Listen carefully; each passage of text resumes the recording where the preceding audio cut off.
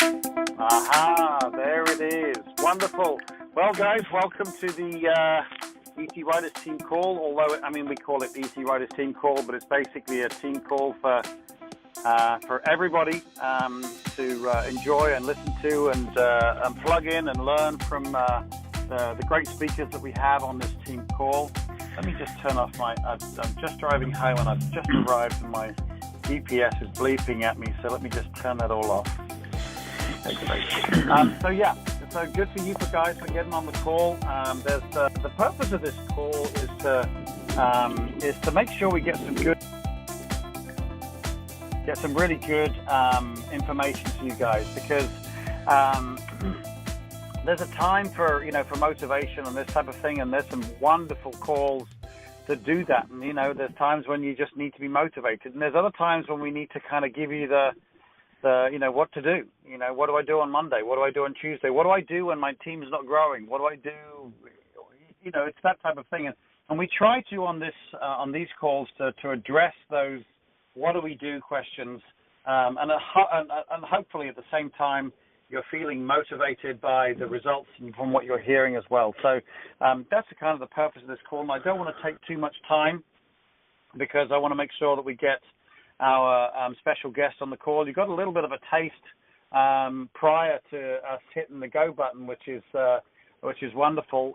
But this particular gentleman, I got to meet him at the we were playing golf, and if any of you know me, I'm not a golfer in any way, but I was kindly invited to join the foursome, and this gentleman was on the foursome with us, and there were three slim, athletic guys and me. And fortunately, it was one of those games of golf where you get to play from the nearest ball, which was great because it was very rarely my ball. But every now and again, I'd have that lucky strike and I'd sink a putt. And I actually did sink like a 20-foot putt on the very last hole, so I could kind of walk off a course with a little bit of pride. But this particular gentleman and the other two guys were much more golfers than myself, and the thing was, I'd never heard of this guy, and I'm like, okay, great, he said, I'm an EC, and I'm like, okay, great. And then next thing he's talking about, he's saying, yeah, I'm a top 50 income, and I'm like, what? Who is this guy? Because usually it's if someone's top 50, who these people are, and as you heard just before we got started. Paul was talking about being, probably naturally a little bit more shy, which was probably why I had never heard of him. And I've always found it incredibly encouraging because I'm not naturally shy. I'm a little bit outgoing, but I know there are just as many shy people out there as there are outgoing people, but both outgoing and non-outgoing people deserve to have a successful business. And this man represents those introverts out there, and he's done a fantastic job. He, as I say, he's a top 50 income earner. He's a multiple 5-star trip winner, and if you're winning 5-star trips, you're building the business right. And he's also this is the best qualification he has. He's one of my very good friends, so that's a wonderful. Of course, it's a great commendation right there. Executive consultant Paul Jenkins. Paul, are you there? Yes, sir, Richard. I'm here. Fantastic. How good was I at golf, my friend? You came through in some clutch moments for sure. I remember that last hole, and that was about a 20-foot putt. And, it was. It was one I didn't have to think too hard. It was probably the only shot I didn't think about. I thought, I just want to get off this course. I'm tired. I want to go eat. And I didn't think about it. And I think that's probably part of it, right? That's right. I mean, it was a team thing, man, just like Ambit. Yeah, but, exactly. You stepped up. Great analogy. I did. I came right at the end to take the glory, so that was great. That's right. But Paul, so like myself, I'm sure there's a lot of people. Obviously, a lot of people who do know who you are, but there's a lot of people who don't know who you are. So, if you wouldn't mind, I like people to kind of know a little bit about our guests personally. And then we can kind of get into some nitty-gritty two-way kind of conversation stuff, if that's okay with you. But if you wouldn't mind just kind of letting everybody know, who you are, maybe what age group you're in, the family situation, and maybe why someone of your caliber decided, you know what, this network marketing business called Ambit Energy is for me. Okay, sure. Well, I grew up in Baton Rouge, Louisiana, so kind of a Cajun atmosphere, and I was actually fairly outgoing as a youngster, all the way up till about junior high. My parents got divorced, and if anyone's gone through that, it was kind of a nasty divorce, so it was weird. It was like I kind of became an introvert at that during those tough years. I don't know, I just backed off a lot.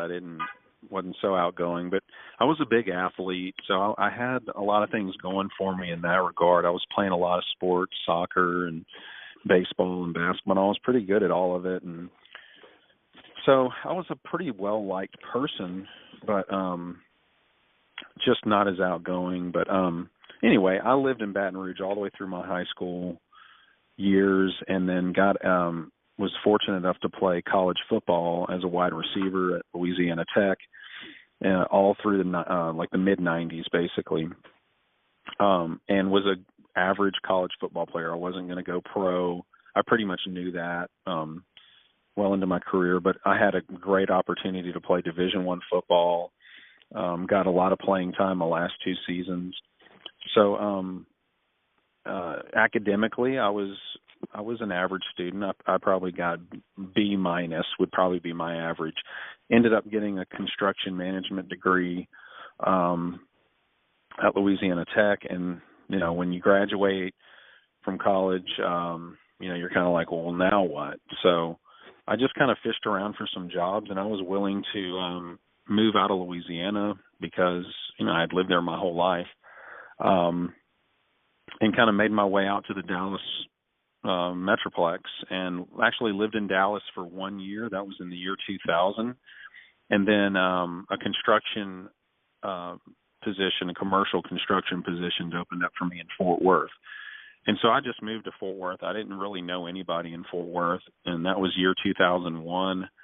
I was single at the time, and just thought I was going to do the career thing and just work my way up and be in some construction related industry, and then met my been in construction and still am, and now I'm doing more home building, but met my wife here. She's from Fort Worth, a beautiful woman, and I mean, really fast forwarding, we've got 5 kids now. 4 of them are our kids together, and one is my son Pearson. He's 13 now, and then we have 4 daughters the oldest daughter is 7.5. So I mean, they're all roughly 2 years apart. So I mean, that is like a fast forward, like kind of a fast. I mean, I feel like I'm sitting down in front of a psychiatrist right now. You fast tracked with every one of them, right? Well, yeah, but that's kind of where I'm at. That's just a brief overview of my life right there. So, yeah, and the thing is, I have met your wife, and yeah, she is kind of out of your league. I'm just saying, that's how it is. Well, thank you. I think you fall into the same category, actually. Trust me, I fall into that same category way more than you do. But no, you haven't. I haven't had the fortune of meeting your kids, but your wife's lovely, and you're kind of quite the power couple. And in fact, that's actually interesting. Let's talk about. Let's dive straight into some of that. In fact, no. Okay. First of all, I don't know if we kind of touched on why you joined. Why you got an Ambit business started, because you're in construction, you're making money, then someone comes along and someone invited you to look at a network marketing business, one of those businesses. So first of all, what was your initial reaction to someone saying that to you? And secondly, why did you get it started? Well, my initial reaction was, I don't have time for this. I was hot and heavy in custom home building for wealthy people who demanded a lot of my attention. So I just at the time couldn't imagine adding something else to my plate. I mean, the Ambit Energy compensation plan and everything, at first look, it seemed great. I mean, the numbers always look great, but I just, I knew that would take some time and attention. So that's what kind of checked me out. So Darren McClure is my, it was the one that told me about the business. Some of you may know him as an executive consultant. And I told him no. But and I say this one a lot in our local meetings, but what got me to say yes was I had some rental properties at the time, and one of my tenants was moving out, and I needed to do some repairs and cleanup at this property. So I remembered, oh yeah, Darren's selling Ambit Energy. Maybe this will help him out if I just hook the electricity up with him, and I just needed the power on for maybe 3-4 weeks tops to clean my place up. So I called Darren. I said, hey, this probably isn't going to help you, but I need Ambit over at my little rent house for just a month max. He said, no, that account is going to help trigger me hundreds of dollars. And he was a senior consultant at the time, and I think there was a triple bonus going on. So he's like, this is going to help me close out a $705,000 bonus. Yeah, and I thought, and I was like, what? Just my little temporary account? He's like, yeah. And so I said, okay, well, we need to sit down again, and you need to really, I need to pay attention this time. And so what it really was, it was, when I really looked at the Ambit plan, I knew that if I just paid attention to it a little bit part-time, that I could trigger several $100s a month probably, and then the free energy would be attainable, because I had hundreds of contacts in my phone, and I figured, well, I'll just scroll right through my phone and just keep calling people until I get 15 personal customers, and I'll get free energy, and I'll have a residual income just off the free energy. So that was really it. It wasn't like, oh yeah, I'm going to be a millionaire rock star in Ambit. It was just free energy and a couple $100 a month, and it was going to be worth it to me. And it was $429 to be a consultant at that time, and I still thought, well, that's a no-brainer, because free energy is well worth that investment. That's actually an interesting point there, because a lot of people, even when it was $429, and even at $75 right now, they go, well, that's money. I don't know if I have that sort of money. And this is the benefit of talking to someone at Paul's level and business owners and this type of thing. The entry fee that's nothing. I mean, as you guys, many of you on the call know, I have a couple of restaurants. They're $300,000 to get started. So $429 was a no-brainer, and $75 is literally a night out, night out or a dinner for two at the Outback. I mean, it really is not really very much money. But let me ask you this. For those people, because this is a real sensitive thing. As you know, on my Purge call, we're always talking about how to invite certain types of individuals. With someone of your caliber, and you had the master advisor inviting you, of course, with Darren, but how does someone approach someone like you? Someone who's successful. People perceive you as being successful because you've got, obviously your building business, you've got your rental properties. How would you, because again, they're scared. They think, oh, he's got enough money, or he's going to think this is a silly little business. How would you approach someone like you, or indeed, how did Darren approach someone like you? Well, I mean, I try to approach people that are successful. So, I mean, this applies to really, to me, and I've really, I think we kind of go through. This is part of the roller coaster of being a consultant, because you want to just there's times where you want to just go tell everybody about Ambit, and it doesn't matter if you know them or if they're a stranger. You just want to blast it out. But what I have learned, and I feel for what works for me, is I really try to think about building relationships with people and building loyalty and trust. That's really first. I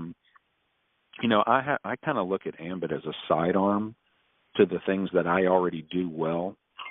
Construction and real estate just happens to be a category in the workplace that I do pretty well.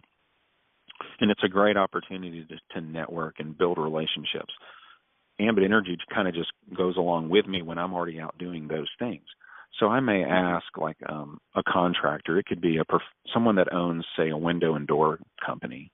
I may call him, hey, will you come have lunch with me? But I'm always thinking, before I even mention Ambit Energy, I'm always thinking of, how am I adding value to this person's life? What am I going to what can I say to this person? What can I do for this person that will somehow allow this person to trust me and just feel really good about being associated with me? Because once I feel good about that, then really whenever Ambit comes up after that, it's like most of the people are just like, oh yeah, if you're doing that, I'm going to do it with you because I trust you. So does that make sense? I mean, I really hone in on just trying to build others up and add value to their lives some way. It could be, hey, I'm here for you. Like if somebody's going through a hard time, sometimes whenever you just listen to someone and you're there for them and you give them your time, and they've got trust built up in you. And or it could be as simple as there's a plumber that really needs a lot of work in home building, and I hire him, and he's like, oh, thanks for hiring me. I needed a job, Well, that guy's got my trust, So there's a lot of little avenues you can do that, and it's genuine too. I'm not just doing this as like some sort of like scheme just to get Ambit consultants. It's genuine, Yeah, I completely agree, and I know you're a fan of the Purge Call, and we talk about that. We talk about having patience and taking the time to know the person you're going to look at the business, because very often, people want to get through their list real quick. Boom, I haven't spoken to you in 5 years, but take a look at this latest, greatest thing I'm looking at, and we promote on the call to just slow down. Slow down, take the time, because, if you rush the invite and you blow it, that could be a Paul Jenkins you just lost in your business. Whereas if you took the time to understand what he wants in his business, that's what I love how you said, how do I add value to this person? How could I add value to Paul Jenkins and his business? And then take the time to create the relationship. Like if we're inviting someone we haven't seen for 3 or 4 years, I always suggest people say, well, get together first just for a social get together and just catch up. It doesn't have to be, and then we're going to segue into the business presentation halfway through. No, just get all the way through the meeting, have had a great time, and you'll have heard how their life is, if they need something. And that way, how can I add value to that person who I just found out lost their job or just had a new baby or just got a divorce? How can I add value? And that, you absolutely hit the nail on the head, to take your time and have patience in it. That's awesome. I couldn't have put it better myself. That's awesome. I didn't know if you had anything else to say about that. Well, I'll just give you an example. I just sponsored a real estate agent he's a baller. I mean, this guy, he's closing millions of dollars a year. And I've known this guy for a while, and I've known he was a mover and shaker and made a lot of money already. So I was, just really focusing on building the relationship. And, we basically, whenever we got together, we talked about real estate and doing deals. And, we got into personal things too. We met, we spent time with our families and built that side of our relationship as well. But I never told him about Ambit. I just didn't feel it was the right time. And what's cool is he found out I was an Ambit consultant without me telling him. I think it was a buddy, a mutual friend that told him, like, hey, Paul is, he's killing it in Ambit. Did you know that? And he didn't know. He's like, really, Paul? He's never told me about it. And he came to me. He's like, dude, why didn't you tell me you were an Ambit consultant? And I just let him know, like, I basically told him I respected him so much and I knew he was doing so well. I didn't want him to ever think I was trying to like reel him in, so to speak, quote, to the Ambit opportunity. Right. And he signed up. And he's like, Paul, the reason why I'm signing up is because you didn't tell me about Ambit. So just to spite you. Right. So I'm not necessarily suggesting that everyone approach their business that way, because then you'll be sitting on the sidelines too long. But what I'm saying is, really try to have an honest look at all the people you're interacting with, and you should know, how to take it. I think your gut, go with your gut a lot of the times, because if your gut's telling you like, hey, now's not a good time to bring up Ambit, then your gut's probably right. And there was just never that perfect time for me to ever bring it up to him, but it was a kind of a beautiful thing how it happened. And this guy's about to be a regional consultant. I mean, he is slammed in his real estate business, but he is kind of steady Eddie. He kind of approaches Ambit too. It's like, I'm just going to take it with me, and if there's an opportunity, I'm going to tell some people about it. And he's about to be a regional consultant, so I think that's pretty cool. Yeah, that's right. I love that. That's fantastic. But let me ask you this question based upon that. You say to, sometimes, feeling if the timing's right or not to listen to your gut, and I get that. But let me ask you this, because there's a lot of people out there that actually have a fear of calling, and they'll listen to any voice, not just the sensible one that's telling you that, but all the other voices. How do you and this might be a difficult question to answer, and maybe we just chat about it and see how it comes out, but how do you distinguish the difference between a voice telling you this isn't the right time and it being right, and you just procrastinating or finding an excuse not to call that person because you're frightened? That is a difficult question, and you're probably not always going to be right. I mean, and that's part of this business is learning from your failures. And I haven't been perfect, and so I have brought up Ambit at the not so right opportunities. And kind of, you can kind of tell when the conversation gets a little awkward, and it was because I forced the issue. But on the flip side though, there are times that I probably should have brought it up to certain people, because then I find out later on that they're signing up under somebody else. So, and they're excited. That is the worst. So yeah. So if you're too, paralysis by analysis is not necessarily the best thing. So, you're probably better off, honestly, erring on the side of talking about it to some degree. Yeah. But there are ways to be subtle about it. There's ways to talk about your Ambit business without asking someone that, or presenting it in a way where, hey, you ought to do this with me and my team. More of a way of, there's ways you can just state that, yeah, this is something that I do and I'm successful with it.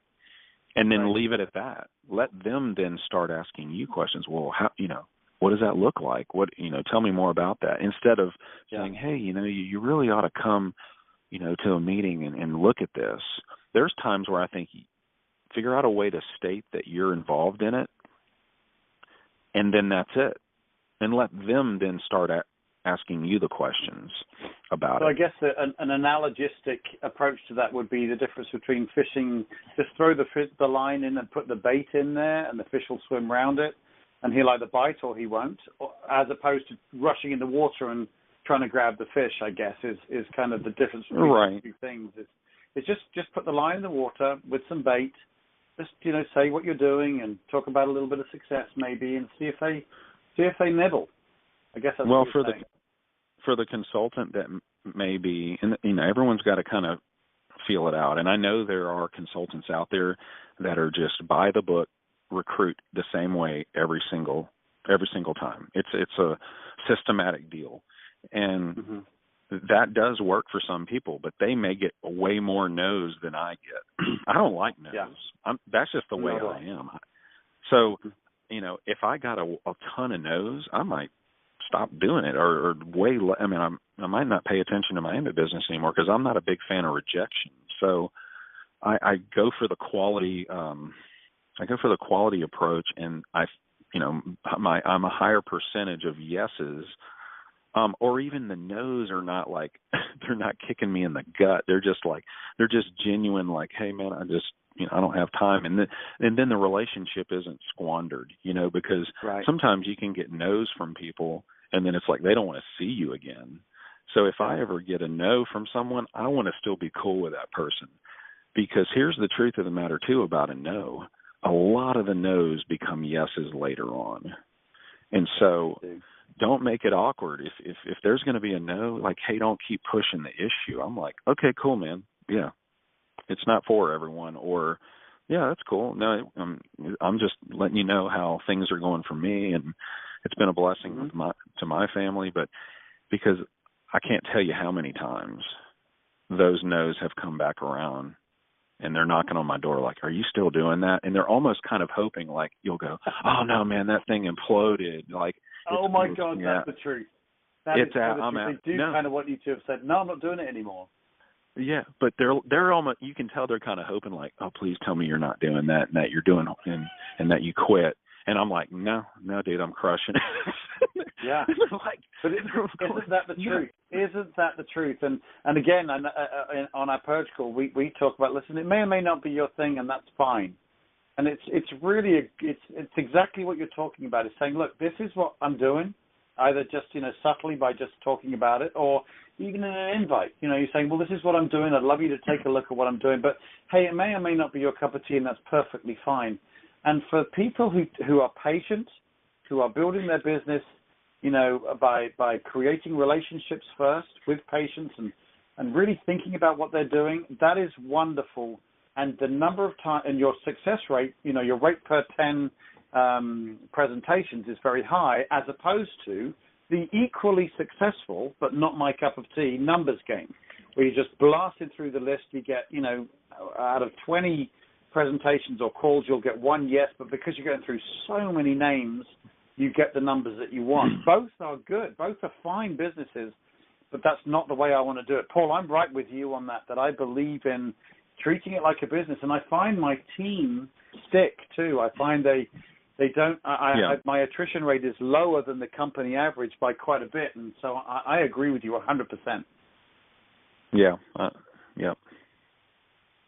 Cool. All right. Well, let's talk about something else real quick, because I know that this is relevant to you precisely, and I know that this will be relevant to people on the call or people who have people in their team who have this issue. Now, I know your lovely wife was not into the business, and she's like, kind of, what are you doing? She wasn't very anti, but how does someone build a business as a married couple? With you obviously having a lot of commitment with 5 kids, how does a husband or a wife run their business when their spouse is just not into it? Wow. Well, I just didn't talk about it that much at home, I suppose. I mean, my wife knew I was attending meetings, but, I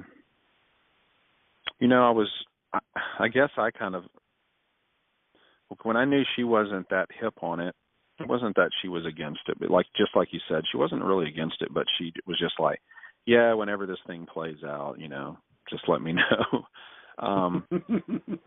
But, I did a lot of lunch meetings. I tried not to take a lot of time in the evenings, but it was a goal of mine to prove her wrong. So I kind of, thought, well, if I can get $1,000 residually in here, surely she'll realize, okay, this thing's legit, and start showing her some of these checks. So, as far as the time, I tried to spend more time on it during the day, just like in little increments, like if I'm driving to a job site, call some prospects or some team members while I'm in the car, do lunch meetings, and try not to take up the evenings, even though I did attend some night meetings at the time. But I probably made it to senior consultant. It took me about 9.5 months to become a senior, so I wasn't a fast-track senior. But that's still decent time, And so when I became a senior and started and hit my first weekly check with a comma in it, I showed it to her. So she thought, okay, I think this is legit. And, the whole aspect of it being electricity too, and not a product, and we're not storing anything at the house, that helps. So, there's some other businesses out there where you've got to get on a monthly auto ship and you got stuff coming to your house. Yeah. You can't really hide that. I mean, because that package shows up you know, when your spouse is home. And she's like, what's this? Really? Another but we don't have that. $200 on stuff. We've got a garage full of this stuff. Another $200. Right. I agree. So, but you know, it really took. I kind of made it, you know, a point to just, okay, I got to show her this is for real. So it kind of motivated me to promote as fast as possible. And you know, 9.5 months to senior is not too bad. But what's hilarious, and this is hilarious. I met you at Ambition, obviously through the golfing thing, and then obviously I met you and your wife at the event. And wasn't that you won the 5-star trip right before that, right? And you were going to go to the next 5-star trip, right? Right after the one after Ambition, I believe. Right, the Hawaii trip. Yeah. And that's actually the only 5-star I've ever won, and I've been in contention for several, but it's tough to make that top, especially as an executive. It's tough to get in that top 4. Oh yeah. But no. But my point was, I was just gonna say that's one way to show your wife that this business is legit is to make sure you get on the 5-star trip. Not only the 5-star trip, but the 10th year anniversary one to Hawaii. That's a way to convince her. Because I saw her face and I said, well, you know, you're not into the business, and she wasn't really into it. Still, even though you're a top 50 income earner, she still didn't seem that excited about it. But she says, well, I'll go and stuff. I mean, how did that play out? Well, I think everything's changed now. The Maui trip really turned it around because that trip was out of sight. That trip was out of sight. And Jerry, and you know, she had never met Jerry and Chris and the other corporate members and some of the top consultants. She had never really been plugged into that. And so she was forced to go. Well, she wasn't really forced, but she just sure didn't do any fighting. You know, we're in Hawaii on an island with, you know, the top performing Ambit consultants and corporate. So I think on that trip she realized how big this thing was and how successful I was and that I was in the top, you know, kind of in the top of the pack there. Mm-hmm. And then, you know, on that trip, Chris was actually kind of hinting at Japan. And I think she started thinking, wow, this thing is big. Mm-hmm. So, yeah, she's on board now. And now we're something that we're going to do for Ambition this coming year. And we're just in Fort Worth, 30 miles down the road to Dallas. But we've never stayed at a hotel in Dallas. I've always gone by myself. Every single year, mm-hmm. and I joined in 2010. Right. So I've always gone to Ambition alone or with Darren McClure. So thinking, have you got a wife? He talks about this wife and 5 kids. I don't believe it. Yeah, no, she's just like, but she's gonna now. Okay, we're getting a hotel from here on out. We're getting a hotel for a couple of nights, and we're gonna make it a thing. And she's like, yeah, I'm in now. Awesome. And so I guess there's the adage is if your spouse is not into the Ambit business, make sure you win the 5-star trip and take them on a 5-star trip, right? Yeah, I mean, piece of cake, right? just do that and you're good. I want to get we're kind of quite a way into the call, and I want to get a couple of nitty-gritty questions asked again, if you don't mind. Okay. Yeah. I guess when you get when you've just recruited someone into the business, they're excited, they've got going. How do you get someone started? What do you plug them into? What do you do to get them started? Well, I really encourage them to just get plugged into the Ambit culture, and there's a lot of ways to do that. Obviously, at the business presentation meetings all across the Metroplex. If they happen to be in the Fort Worth area, I mean, that's good because I'm usually at those meetings. You know, now I'm a little more active in the social media side than I was before, so I get them plugged into our group, the Ambit Energy War Room, which is kind of based out of Fort Worth group, which I'm sure you're familiar with. You know, obviously getting the list written and that's in customer gathering, you know, just kind of the basics. But I've really been trying to let them know the importance of staying close to the group, because you can give them a list of assignments, and a lot of people, their heads will explode when you start giving them all these tasks to do. Yeah. So I really just try to encourage them, like, hey, just stay connected, just hang around, listen to what we're doing, and it's going to kind of just rub off on you. You know, it's so I've never been one to really give them, okay, here's your things to do list, which it is important. It is, don't get me wrong. Mm-hmm. But I just try to encourage them, like, hey, we got a good group of people. They're just regular people, all walks of life, with similar goals financially, and just get plugged in, hang around. If you can't come to any of the meetings, then get plugged into the Facebook groups and just see what we're talking about. Watch some videos. So that's really it. It's really more about get plugged into the culture. I have to say I cannot agree more, because my upline, I had no upline. I was obviously sponsored in, but I had no upline helping me. But the one thing that I did do, it was a time when the training center was around, and I was at every business presentation, and most, if not all, I would probably miss one or two of the trainings on Saturday, whether I had anybody there or not. And I think that probably one of the biggest things you said on this call, and it may or may not land on the people who are listening in right now as hard as it should do, but what you said was just hang around the group and it'll rub off on you. That couldn't be more true a statement than I can think, because I like, I have systems, and as you know, I have the purge call, and I like to tell people, this is what you need to do this day, this is what you need to do this day, and I try to keep it simple, but you nailed it right there and then, because if you just turn up to the business presentation, go to the social events, go to the trainings and this type of thing, it'll just rub off on you. And you're absolutely right. That's a really profound statement. And those of you who are listening on the call, hear that the way it is. Plug people into those business presentations and trainings, because that couldn't be a more true statement. Yeah, another thing I try to do is, I don't care if I'm the guy. Like, I know Darren McClure and I are running the Ambit Energy War Room, and we're kind of like the top guys in that little Fort Worth group.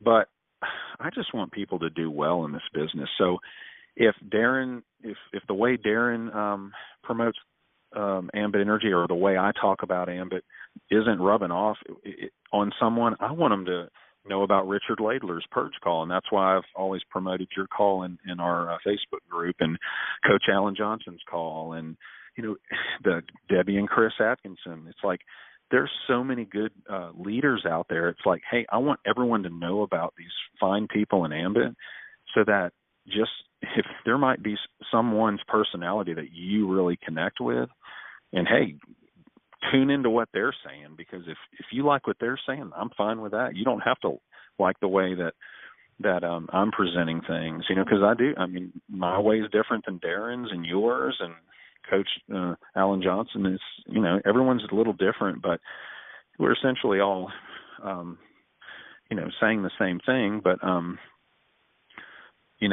I just want people to do well and know about the different channels that they have to get plugged in. So yeah, I couldn't agree more. We're all different personalities, and sometimes you want to hear to this Englishman shouting at you, sometimes you want to hear Paul talking just complete sense in a much calmer voice. Then you hear Darren get up there and he's shouting again, and then there's Coach who's a little different, and then there's Chris. You're absolutely right, and you're not going to hurt anyone's feelings. We all use the same system.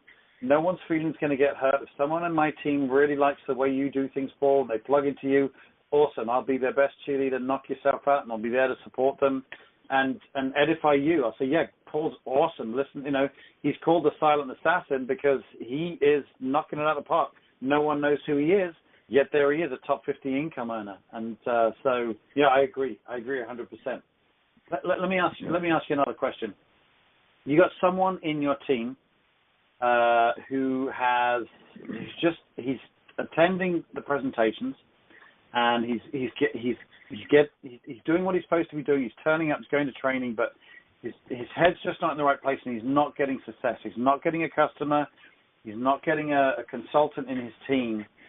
How would you work with that person in your team to help him get started again? Because I guarantee everyone on the call has had that situation. I've certainly had it when things go a little quiet, and you want that momentum again, because that can be a stopping point for some people. But what would you do as their upline or crossline or accountability partner or whatever? What would you do to help them get started again, or at least to just stay motivated and keep pushing forward?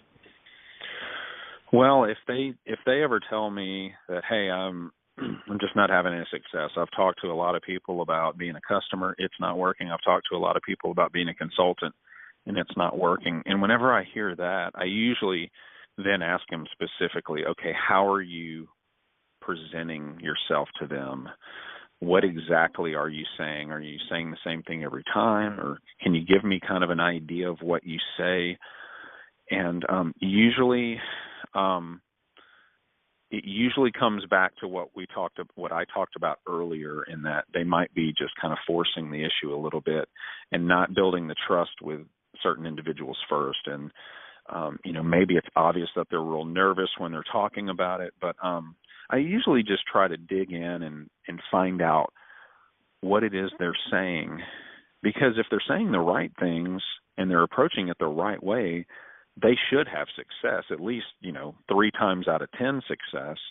But if they're getting 0 out of 10 or 1, or a half or 1 out of 10, it probably means they're doing something wrong. And I might be able to figure out what they're doing wrong. And if I can't, I'm like, hey, Darren, come over here and let's talk to this individual and see. And usually, Darren may have some insight that I don't have, or another, there's usually other ECs at our meetings, like Roger Scott, out of Kennedale, he might know something. So I usually just try to see if I can figure it out. And if I can't, then I pull another, senior EC around, to just help them, maybe they can tune in to what's going on. So. And it's usually pretty obvious as well. I don't know if you find it, but I think you hit the nail on the head. Is sometimes someone's a little desperate, especially if someone's MC and RC or they need the money. Right. A little urgency comes in their voice, a little desperation comes in the voice, and the patience goes out of the window, the relationship building goes out of the window, and they just want to close the deal. And I think sometimes, even you just have to speak to your upline, speak to Paul, speak to Darren, speak to whomever it is. Roger Scott, again, another great EC in the business, and just take some advice, but take a breath. Just take a breath and slow back down, patience, build the relationship first, do it right, and they will come. Go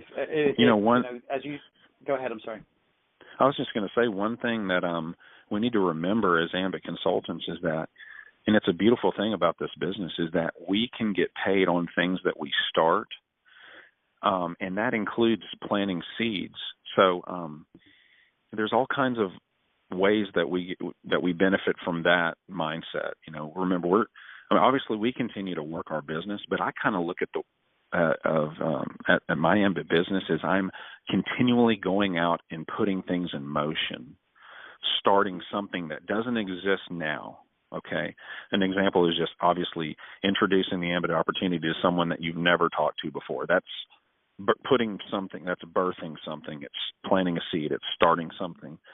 So if you kind of have that mindset of like, okay, what can I go start? What can I go create today that could blossom into something amazing? And I say that because, and it's true, I'm an executive consultant now, and I have 3 executives in my executive code now. And I will most likely have 2 more before Ambition. So it's a very high likelihood I'll be a national by this coming Ambition. And what the coolest thing about it is, not one of those executives in my EC code I knew directly. Amazing. Not one of them. They all come from someone else that I talked to, who came possibly from someone, and some of these guys are on my level 5. But so I can't take the credit for those 5 individuals, but that's kind of cool. I can take the credit for the guys 1 or 2 or 5 levels ahead of them that I talked to. The seed you planted, 6 months ago or a year ago, blossomed, and the 6th time it blossomed the EC. And I agree. That's great. That's a great way of putting it. I love the way. Go ahead. Yeah. So and I have to remind myself of that when I get down, and I still get down now, and it's like I haven't personally sponsored someone in a month. I'm like, what's going on? But then all of a sudden, boom, something will blossom from a conversation I had 6 months ago, just like what you said, Richard. A seed I planted 6 months ago. All of a sudden, just like that realtor that contacted me, like, hey, why didn't you tell me about this? And I've been talking to this guy for 2 years, Right. So. That's pretty cool. Exactly right. It's very, so it kind of goes back to that thing. What do you do when someone has stalled in their business? But I bet most people who have stalled in their business, maybe they're not recruiting, maybe they're not getting customers because of the reasons why we said, but if they're still out there talking to people, you're still planting seeds. And you just never know. And if you stall in your business and you say, you know what, I'm done. What a shame, because the seed you planted the day before with that waitress, whose mum happens to be a business owner down in Houston with 3, because you didn't do it, and she's looking for you again next time but you've quit, you've gone because of that time when you stalled. So I agree, constantly be planting seeds and stuff like that. All right, well, I want to ask one last thing before we get to the end of the call, and I really appreciate you coming on the call like you did, but let's talk about ambition. And by the way, if I see you get national ambition, I'm sorry, I'm going to apologize to everybody on the call right now. I cry really easily. All right, I look like a WWE wrestler, but I have the emotions of a ballerina, and so if I see you up on that stage, having known what you've been through and stuff, I will be bawling. So I'll take my tissues with me. So thanks for the heads up. But when you talk about ambition, obviously we've had the early bird pricing and stuff like that, and why should someone, someone's just got started in the business, they've already spent $75. They're paying $25 on their monthly dues. Why should they now spend another $149 or $169 or whatever it's going to be on an ambition ticket? That's not easy to, for lack of a better word, sell or convince. I don't like to do either one of those things in this business, but let's be real. I mean, if someone brand new is coming in and they have some, and they're kind of on the fence about even being a part of it, they pay their money. Yeah, you're right. That's not an easy thing. Okay, now you got to crank out another, 149 or 169 to go to ambition. I usually tell them, because when I first started my business, I didn't necessarily care to go to ambition because I honestly didn't think I needed it, because I'm a self-motivated person. So what I usually try to do is tell them, like, hey, I didn't think I needed ambition, but I did. And now I realize how much I love it. And it took that first time of going. But it all goes back to the culture. It goes back to camaraderie. That's just something you can't get anywhere else. Like, you can go to the business meetings. That's great. But there's something about ambition when all the consultants are there. There's like this amazing camaraderie, this feeling that you have with the other consultants.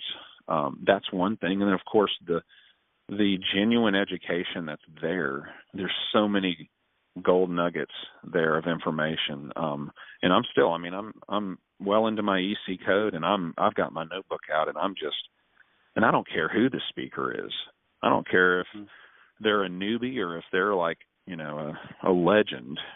I'm like, I know they're going to say something that I'm like, wow, yes, I needed to hear that. So I don't know any other way to present it to those people other than like, hey, you know what? I didn't think I wanted to go to ambition or needed to go to ambition because I'm not a rah-rah pep rally type of guy, but this is good stuff. And I just tell them, you got to trust me. You just got to go. So. And that's the perfect way to put it, because, it's very difficult to tell someone why they should be at the national conference and they haven't been before. What I would say about it is the fact that this is a business of belief. The more it gets in you, the more that comes across to other folks. If you have total belief in this thing, and you have the system you have that down pat, that belief transfers across to the person you're talking to. And so it's a business of belief, and you're going to get belief at Ambition. You have 10, 12,000 people there. We start talking about going international. You see Chris and Jerry with their keynote speeches, and it's just huge.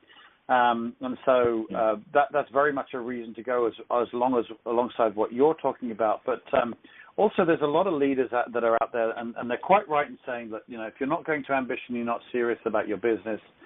And there's a little bit of pressure to get signed up straight away. And like you, Paul, I'm the same thing. If we've recruited our consultant in the right way, we've made them part of the family, they're gonna go to Ambition, but they don't have the money yet, I'm okay with them not buying the ticket straight away, and I will help them and say, well, look, here's how to get the money for your Ambition ticket. Let's get someone recruited and get them a couple of customers, $100 for you. That's half the money. That's like 2/3 of the money, and the rest of the money, we'll find with another consultant, or just divide however many months there are left by let's say the 6 months left. Divide however much it's going to be by 6, and just put that money aside until you have the money. If you've invested, the only reason why you wouldn't do that is if you're worried that they're not going to stick to the business. But if you've done your job right and made them part of the family, like you're talking about, you're absolutely right, Paul. They are going to be there, and they're going to be there at Ambition, but there's no pressure. There's urgency, but not pressure to get the ticket. They'll find they'll find the money for the ticket. Right. But it's just, I'm with you. It's just absolutely crucial to be there. Oh, every time I have, obviously the first time I went to Ambition, I was a new consultant. I don't even think I was a month into the business. But in fact, I wasn't, because I signed up in the middle of August, and then Ambition is either at the end of August or early September. So I was about 2 weeks in the business, and Darren McClure was saying, "You're going to Ambition." And I'm like, "Nah, dude, I don't need to go. I don't need to." He said, "You're going to Ambition. I'm driving, period." And so I'm like, "Okay, I'll go to Ambition with you." So I was kind of, fighting and screaming a little bit to some degree, but I'm going to hang out with my buddies, so it's not a big deal. And are you sorry you went? I go to Ambition, and I'm pumped. And I'm like, I'm the guy that doesn't need a pep rally, but yet I'm geeked up afterwards, and I fast-tracked to RC. There you go. And so okay, that's my first Ambition. Well, the ambitions after, I've got consultants now. I've got a team, and whenever I go to Ambition, it's like if I look at my Ambit income history, I look at my bonus checks, in September and October and November, and they're huge. I'm like, why are they so big? Oh yeah, Ambition. Everyone got on board. Everyone who went started blowing their business up, and of course I reap the benefits too. So if you can get a team, and that's another thing, consultants on this call, get your team there, because your business, if you want to promote to the next level or just see a surge in your income, get your team to Ambition, and even if you have to drag them. So. Like Darren does. You're coming, and I'm driving. Yeah. You're coming. Yeah, exactly. Yeah, I couldn't agree more. So I want to kind of bring the call to a close. We've got a lot of people on the call today, so I think there's a lot of people got a lot of value. Perhaps you guys can send me some thumbs up if you're getting good value out of this. My number, 214-766-4613. Just want to check you're still there for the first part, but let me know that you're getting something out of this. But Paul, I'm going to kind of give you the last word for those folks out there. We've got a lot of new people. We've got a lot of established people. We've got some people who are killing it and some people who are slow in their business. Well, okay, we're getting all the thumbs up for coming in. Okay, great. Thanks, guys. That's awesome. Keep them coming. That's awesome. I'll give you the last word. What would you have to say about maybe about the future of Ambit? Whatever. I'll leave it up to you. Just kind of the final words for everybody on the call. Well, you just mentioned the future of Ambit, and I mean I'm still starry-eyed. I mean, the company's 10 years old. I'm fortunate enough to have been a part of 6.5 years of that 10-year journey, and I truly believe, and I know this is kind of a cliche, but I truly believe this company is really now, they've just kind of figured it out. I mean, and I'm talking about a $1.5 billion company that's just figured it out. Yeah. So that's kind of scary. I go back to the DSA. We're ranked, I think, 12th in the world in the DSA, and we're in a fragment of one country right now. Mm-hmm. And we have that kind of ranking. So, no, with the Japan opportunity coming up, and I'm sure other countries to follow, I'm just excited, and I have firsthand, I have time with Chris Chambliss. I think I spent 5 hours straight poolside in Maui, and I got to hear, and he had a few cocktails too, so he was opening up a little. But he was pumped, and and I was thinking, this guy's got to be getting tired a little bit. 10 years going, and he's a baller. He's made $1 billion company. He's got to be like thinking, okay, I'm good. I've got it.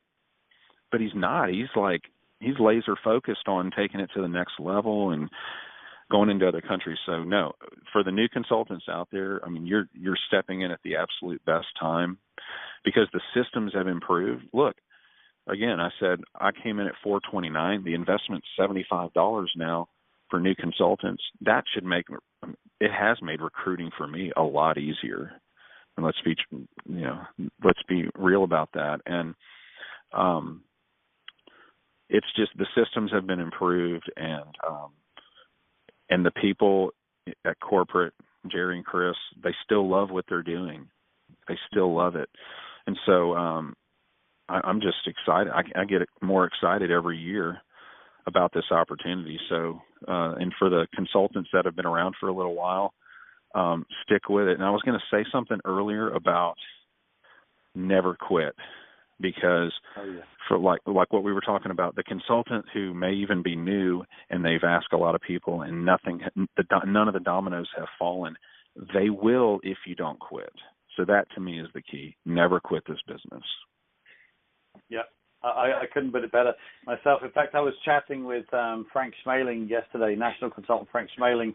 We're as you know, we're getting the North Dallas Training Center together, and we were chatting last night. And Frank was saying, he said, because he's very close with Chris and Jerry. Obviously, Chris is his sponsor, and Jerry was his three-way call, because obviously Frank Schmaling is the first ever consultant in the business. And he was saying he thinks that Jerry sees this as his 7-Eleven, as his contribution to the family. And I thought that was very poignant, because obviously 7-Eleven is massive. And I think Jerry may have it in his mind, wouldn't it be great if I could build this to that sort of caliber and size? I mean, and that was like, I was kind of a little bit wide-eyed for a second. I thought, wow, what an interesting perception. So I'd be happy. That's amazing. They're going to be writing stories about Ambit Energy. Definitely, it'll definitely be in business books for people who are in college studying businesses and their growth and stuff like that. As because of the massive growth that we've had and how it's been kind of a little contrary to previous models that are like this. How, as an example of how to do it right. So I agree. Paul, thank you so much for getting on the call. We went an hour in. Guys, I'm sorry it's been an hour, but, I'll keep this call going if it's really worth it. This is just incredible information. Paul, I knew this was going to be a great call, my friend, but you really excelled yourself. I really do appreciate it. Thank you so much, my friend. Oh, thanks, Richard. I enjoyed it and looking forward to seeing you again and having you as a guest in Fort Worth. Yeah, great. I'd be delighted to come over to get there again. That'd be fantastic. Guys, thank you so much for getting on the call. Thank you for your patience with this long call, but I truly believe this was absolutely worthwhile. Paul, again, thank you very much. I really appreciate it. Guys, thank you again. Have a super night tonight, and I'll be at the Dallas Business presentation tomorrow for those of you who are going there. Guys, have a super evening. I'll speak to you all very soon, and again, thanks very much. I'm going to open up the line so you can all say thank you to Paul, and I'm still getting texts coming through saying well worth the hour, so good for you, Paul. Thank you so much. I'm going to turn off the mute, so guys, if you could say thank you and good night to Paul, that would be great. Thanks very much, guys, and good night. Thanks. Good night to all. Thank you, Paul. Thank you so much. A wonderful call. Good call, Paul. I never heard your story before tonight. This is John West. Thank you.